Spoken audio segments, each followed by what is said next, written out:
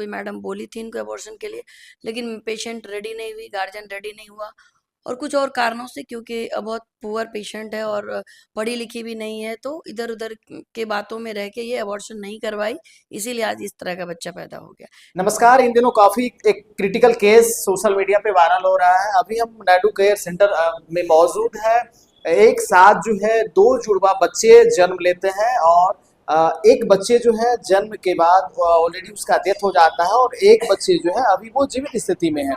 चलिए हम जानते हैं यहाँ पे नायडू केयर सेंटर के जो डायरेक्टर है और डॉक्टर है नायडू मैम, उनसे हम जानते हैं कि आखिर वो जो बच्चा जन्म लिया है उनका क्या स्थिति है अभी और उनकी माँ की जो है वो क्या स्थिति है। हम अभी सारी मुद्दे पे बात करना चाहेंगे नायडू मैम से। पहले मैडम आपका बहुत बहुत धन्यवाद कि आप हमारे चैनल पे आए। जी शुक्रिया। मैम, ये जो केस होता है ये क्रिटिकल केस कैसे हो जाता है एक आम महिलाओं के साथ? देखिए ये केस जो है ना, इसके कारण अननोन है। फिर भी जो अभी रिसर्च चल रहा है इसमें ये माना जा रहा है कि कुछ जेनेटिक फैक्टर और इन्वायरमेंटल फैक्टर इसको अफेक्ट करता है, लेकिन एग्जैक्ट कॉजेज नहीं मालूम ये रिसर्च में। जी। तो मैम ये बताइए, अभी काफी मार्केट में और न्यूज चैनल पे ये चल रहा है कि हम ये जानना चाहेंगे कि आम महिला में जो इस तरह का ये जो बीमारी होता है कि ये नॉर्मल पेशेंट के साथ या आने वाले चीज के साथ आखिर ये हो कैसे जाता है? नहीं देखिए, होने के लिए तो उसका कोई एग्जैक्ट काउज नहीं मालूम है, लेकिन कुछ जेनेटिक एनवायरमेंटल फैक्टर इसको अफेक्ट कर रहा है, और अभी ये रिसर्च में है।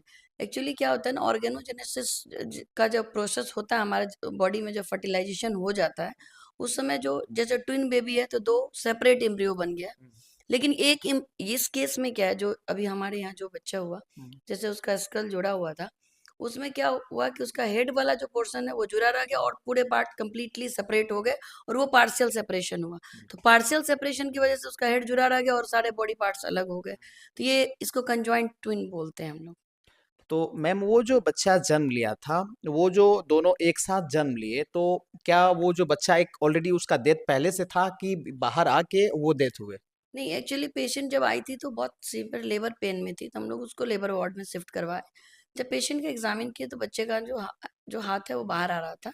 जब हैंड प्रोलैप्स एक बार हो जाता है तो फिर हम लोग उसको सिजेरियन सेक्शन करते हैं। फिर हम लोग सिजेरियन सेक्शन के लिए उनको ले गए। जब सिजेरियन कर रहे थे तो जब बच्चे निकाले हम लोग, तो देखे कि एक बच्चा जो है बस जस्ट निकला और एक बार सांस उस लिया और वो खत्म हो गया, और एक बच्ची जो है वो एकदम एक्टिव थी।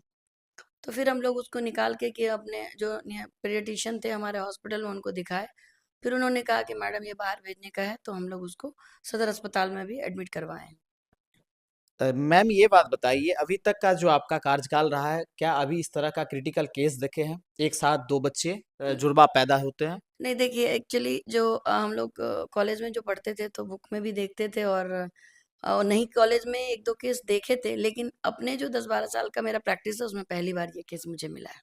दिखाई थी कहीं, शायद कोई मैडम बोली थी इनको अबॉर्शन के लिए, लेकिन पेशेंट रेडी नहीं हुई, गार्जियन रेडी नहीं हुआ, और कुछ और कारणों से, क्योंकि बहुत पुअर पेशेंट है और पढ़ी लिखी भी नहीं है, तो इधर उधर के बातों में रह के ये अबॉर्शन नहीं करवाई, इसीलिए आज इस तरह का बच्चा पैदा हो गया।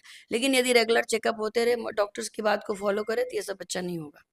मैडम, वो जो बच्चा था वो अभी जिंदा है, ईरानी में है वो बच्चा अभी क्या? नहीं, अभी जो एक बच्चा जो लाइव था, हम लोग उसको आज से 2 दिन पहले ही एडमिट करवाए सदर अस्पताल में, लेकिन अभी का नहीं पता कि अभी बच्चा लाइव है या नहीं लाइव है, या रेफर हो गया। तो ये सदर अस्पताल के डॉक्टर साहब डिसाइड किए होंगे कि उनको क्या करना है, बेहतर वो सोच सकते हैं। जी। तो देखिए, हम इसी सिलसिला में मैडम से बात करने के लिए भी आए। अमूमन बहुत सारे पेशेंट के मन में रहता है कि मैडम आपका खूब नाम चलता है, हम लोग भी सुनते हैं कि नायडू केयर सेंटर में जाएंगे, बहुत सारे प्रेगनेंसी वाली महिला आपके पास आते हैं अपने उपचार के लिए, उनको बेहतर रिजल्ट भी मिलता है। इसके लिए क्या आप उन आपके पास जो पेशेंट आते हैं उनको क्या बताइएगा कि बहुत सारे पेशेंट आपके पास आज के दिन में आना स्टार्ट हो गए हैं? जी, बिल्कुल हम लोग चाहते हैं कि हमारे जो ये एरिया है थोड़ा-सा रूरल बैकग्राउंड है, तो यहाँ की मतलब 50% महिलाएँ बिल्कुल ये नहीं जानती है कि हमें मतलब गर्भावस्था के दौरान कितनी बार डॉक्टर के पास आना चाहिए, नहीं आना चाहिए। कम से कम 4 बार आना चाहिए, और जब महिलाएँ आती है, तो हम लोग अपने अस्पताल में आजकल एंटीनेटल क्लासेस भी शुरू किए हुए हैं। हम लोग योगा क्लासेस भी देते हैं, हम लोग मेंटल हेल्थ से रिलेटेड भी क्लास देते हैं, और हम लोग न्यूट्रिशनल हेल्थ के बारे में भी, हमारी न्यूट्रिशनल एक्सपर्ट है वो भी उसका जानकारी देती है। हम लोग फ्री ऑफ कॉस्ट ये चीज़ सर्विस प्रोवाइड करा रहे हैं अपनी गर्भवती महिलाओं को।